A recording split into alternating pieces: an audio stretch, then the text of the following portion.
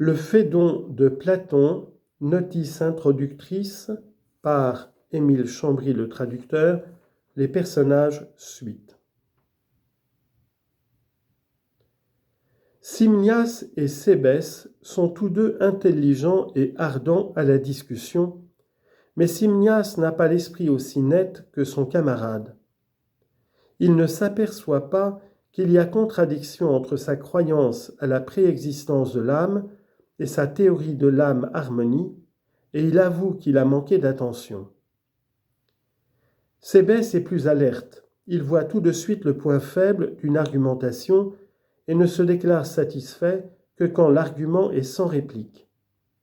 C'est lui qui fait les objections topiques et qui influe le plus sur la marche de la discussion. Quant à Criton, il nous est déjà connu par le dialogue qui porte son nom. C'était un ami d'enfance de Socrate. Riche et considéré, Criton était plutôt un homme du monde qu'un philosophe. Dans les relations qu'il a avec Socrate, c'est des intérêts matériels, du bien-être de son ami qu'il s'occupe. Il ne prend aucune part à la discussion, et quand il intervient, c'est pour avertir Socrate de ne pas s'échauffer à parler, pour recueillir ses dernières recommandations, ou pour accomplir quelque commission que son ami lui confie. Ce n'est pas qu'il ne soit assez intelligent pour suivre la discussion.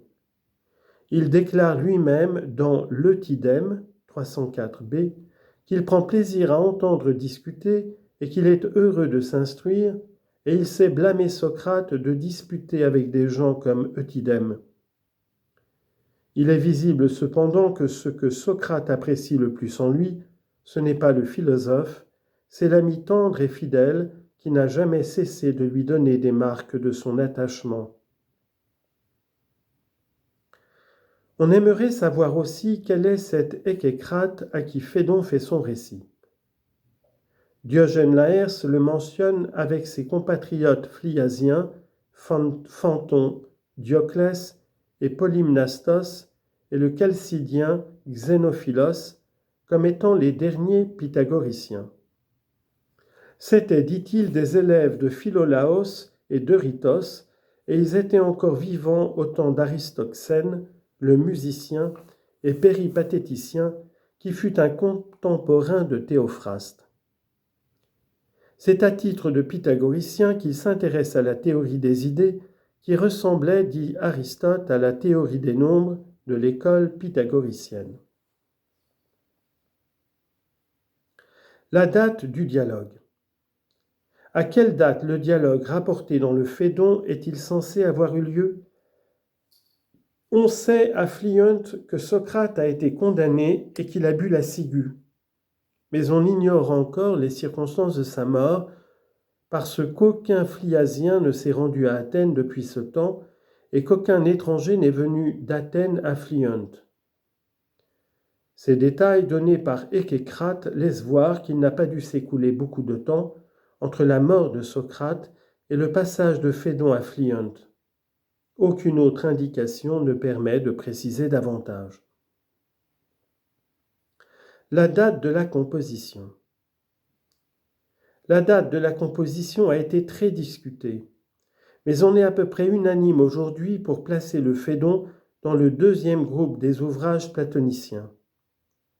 On sait que le premier groupe comprend ce qu'on appelle les dialogues socratiques, où Platon cherche à définir les notions philosophiques à la manière de son maître. Ces dialogues vont du second Alcibiade au Gorgias et au Ménexène. Le deuxième groupe embrasse les ouvrages où Platon développe ses propres idées, notamment la théorie des idées. Ce sont le Ménon, le Cratyle, le Banquet, la République, le Phédon, le Phèdre. Le troisième se compose des ouvrages métaphysiques qui vont du Théétète et du Parménide au Timée et au Critias, auxquels on ajoute les lois. Le Phédon est un ouvrage du deuxième groupe. On le place généralement avant la République. Il me semble qu'il faut le placer après. En voici une raison qui me semble péremptoire. Au 10e livre de la République, 608d, Socrate, parlant des peines et des récompenses qui attendent l'homme après la mort, dit à Glaucon : « N'as-tu pas fait attention que notre âme est immortelle et qu'elle ne périt jamais ?» À ces mots, dit Socrate, Glaucon me regarda d'un air étonné et dit : « Non, par Zeus, mais toi, pourrais-tu le démontrer ?» « Oui, répartis-je, si je ne m'abuse, et je suis persuadé que tu le pourrais aussi. Il n'y a rien là de plus facile. » « Pas pour moi, répliqua-t-il, mais j'aurais plaisir à t'entendre faire cette démonstration facile. » En bonne foi, Glaucon, le frère de Platon, aurait-il pu manifester un tel étonnement en entendant affirmer que l'âme est immortelle si le Phédon avait été écrit avant la République ? On lit d'autre part dans le Phédon, 100a, que la théorie des idées est depuis longtemps enseignée à l'Académie. Après avoir expliqué la méthode nouvelle qu'il a inaugurée pour découvrir la vraie cause des choses, ayant peur de n'avoir pas été compris par Cébès, Socrate ajoute : « Il n'y a dans ce que je dis rien de neuf. C'est ce que je n'ai jamais cessé de dire, et en d'autres occasions, et tantôt dans cet entretien. Je vais essayer de te montrer la nature de la cause que j'ai étudiée en revenant à ces idées que j'ai déjà tant rebattues.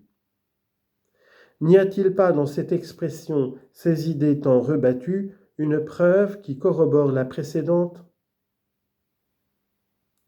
On peut en voir une autre dans l'orientation de la pensée de Platon vers les mathématiques et la théorie des nombres.